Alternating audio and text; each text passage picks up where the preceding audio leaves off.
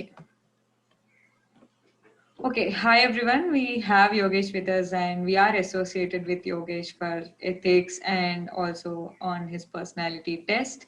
And later we worked together on building some ethics essay and other programs, helping each other in academics. So, Yogesh, first and foremost question would be about C2S.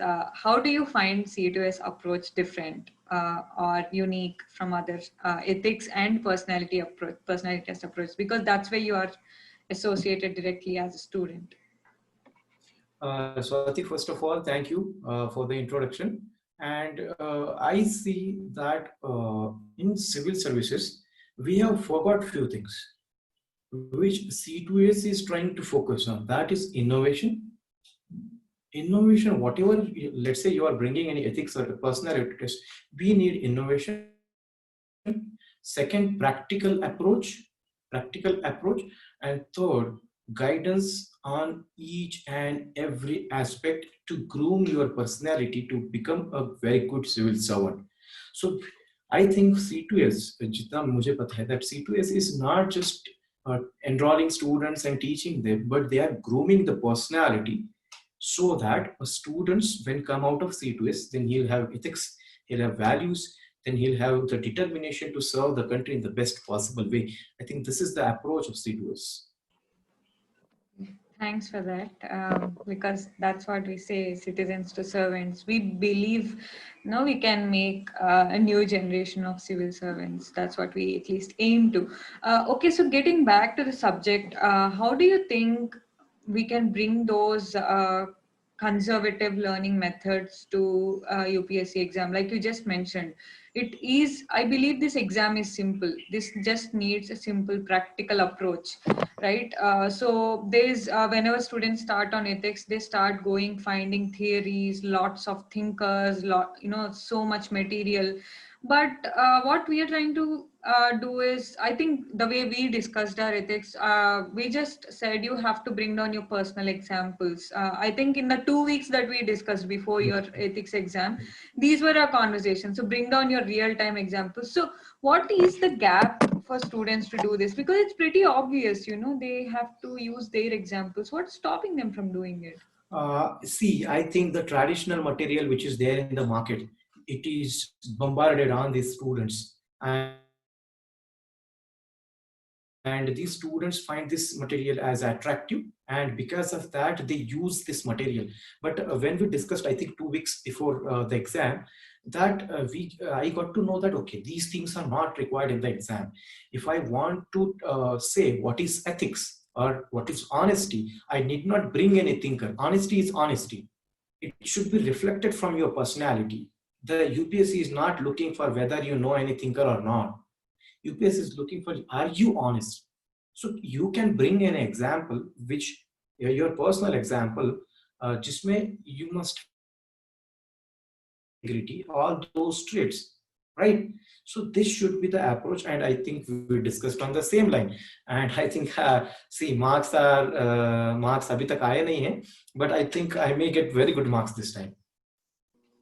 Okay, so continuing on the same line of discussion that we did so far, if we look at questions like, while I was just going through on consequences of politicization of bureaucracy, or how do you utilize public funds, right, for developmental goals. So these questions look so much as an extension of one's personality. So whatever you read in GS2 and GS3 on India's development goals, be it poverty, health, education, they are just linking it to GS4 and saying if you do not utilize your public funds well, then your development goals are hindering. So it is just a simple and straight extension of logic, right? So how can students cultivate that from now onwards? Because I believe that's the direction UPSC is going in. See, a very good question, because see, this time when I was handling case studies, there were these 2, 3 unconventional questions. One was about, I think, public funds question, that was in the question format, but the question which was related to the CAG and the inquiry of the civil servants, Yes. and because of that there is harassment.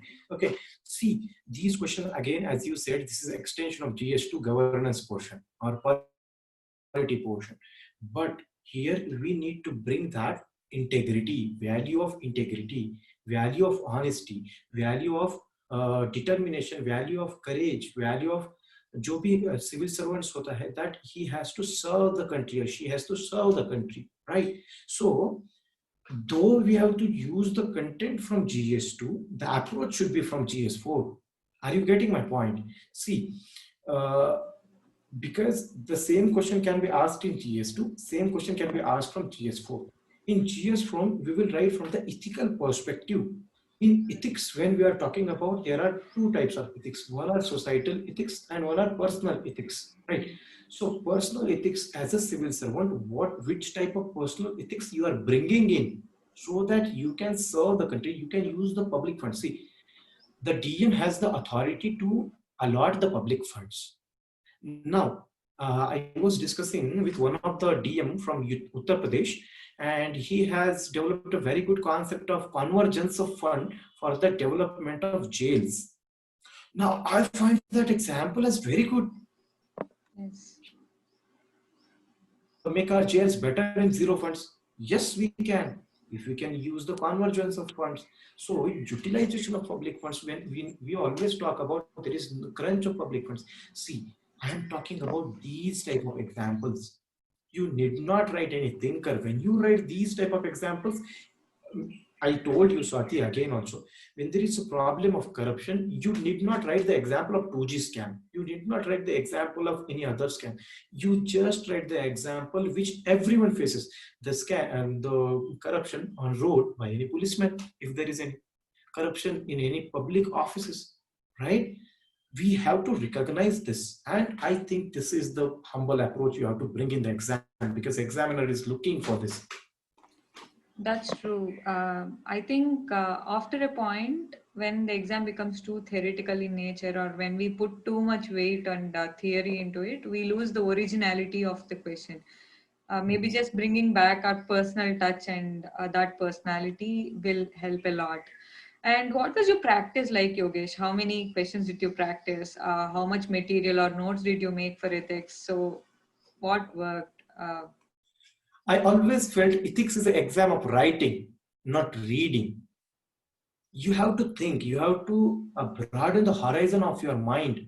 In this situation, let's say in a case study, many people go by traditional approaches, but I always, let's say there was a case study about the, I think, harassment of women at workplace this time, right? So we discussed that.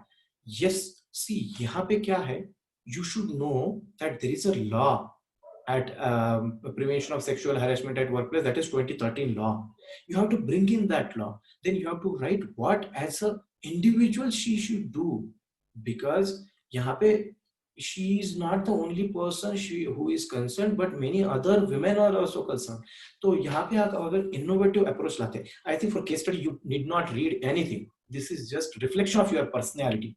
See, if one of your relatives is dying on your road, and if there is any interview, definitely I'll give importance to the relative, because life is precious. I can give interview next time, but life is precious, right?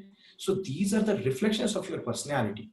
Other thing, uh, I always believed that I focused on the syllabus.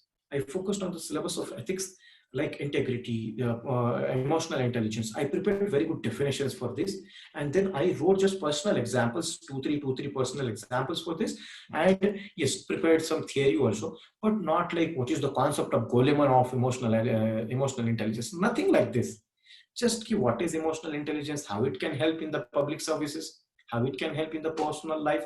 These kind of things I prepared. But yes, definitely I prepared entire syllabus of ethics. And I think the program which you designed, I can say we designed, so that about the journals. In the journal, we are completing the entire syllabus through their personal experiences, but we are focusing on each and every point, which is not done in the conservative traditional platform. They will just teach, teach, teach. There is no learning. There is just one-side communication, right? So when in ethics, there should not be one-side communication. It should be mutual. It should be from two sides, right? So I think that is very important for the preparation of ethics. Yeah, right. Yeah, so that's precisely the goal of journal. One, that they have their own handmade notes, And two, they need not recollect all their personal life examples in the exam. They can have a collection of all that through reflection. And let's just quickly go into personality test. That's the area where I love to discuss so much. Um, Again, it's an extension of the same. At C2S, when we thought we should create a platform for training civil servants, we thought the platform should be something where the personality of students is not killed in the process of exam. It is cherished, it is respected. So each one can compete from their own strength, right? Like an extension of marks, if we can say. In personality test, we had elaborate discussions on your DAF, be it Vipassana, be it your gymming, be it your college, and your being an IPS, situational intelligence, leadership. So, I would ask you, what should be an approach for personality test? Right? Is it about more number of marks, or is it about just sitting with oneself, reflecting, conversing? What is it? Yes, I have very strong opinion about interview because I have given two interviews, and my experience in my first interview and second interview is very different. And I think marks also will be very different. My first interview, it was for only 18 minutes. My second interview was for 45 minutes. Oh my goodness, yes, yes. And I felt that they wanted to ask me many more questions. They had just time limitations, that's why they didn't ask. They were very so much interested in me. So what changed in the first time and second time?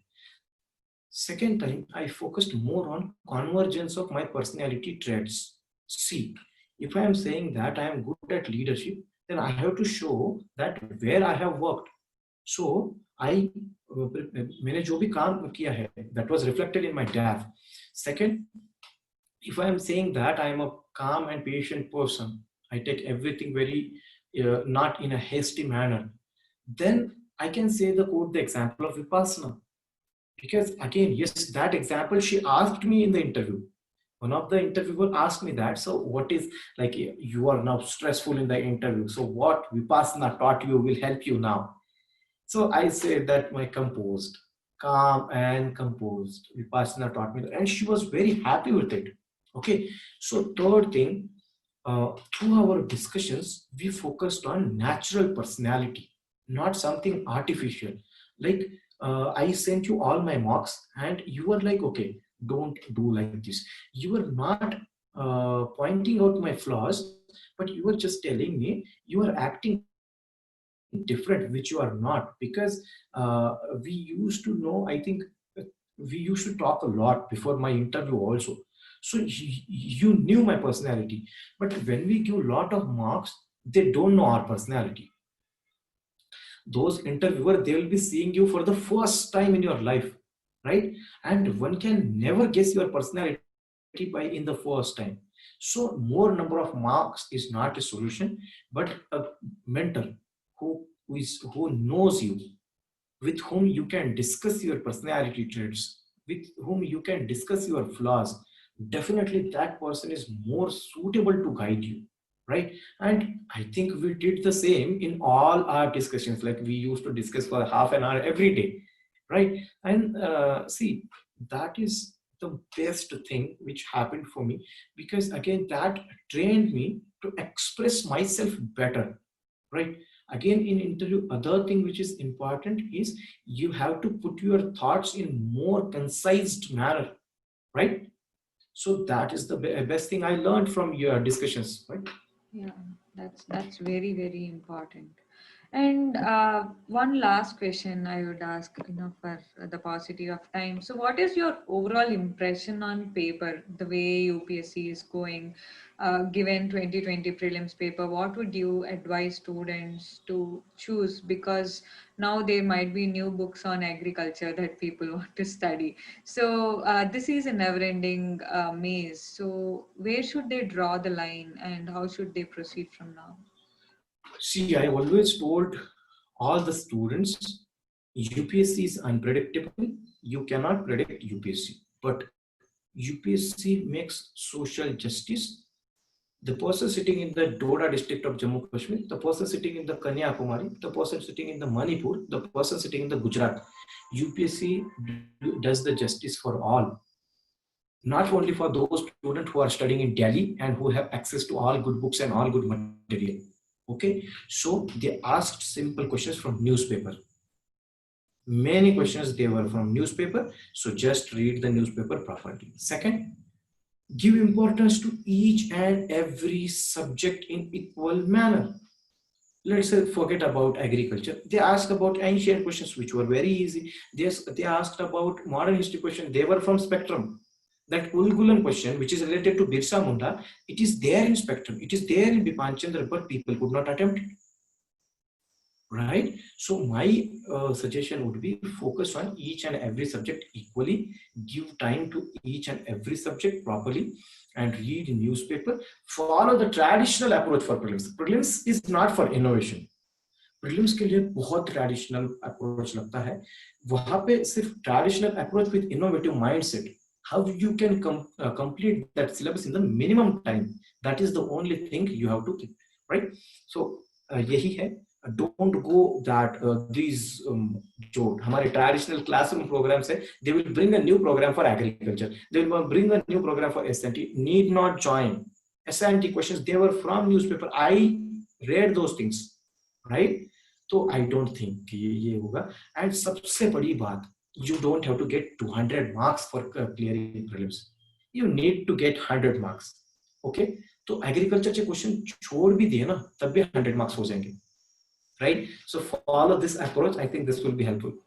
Yeah, I love that sentence. Follow the traditional approach with a modern mindset. I think that's where we are headed to. Okay, Yogesh, thanks for joining. And okay, guys, thanks all for watching the video. We'll get back to you soon with some more tips on UPSC. Thank you sir, thank Yeah. You.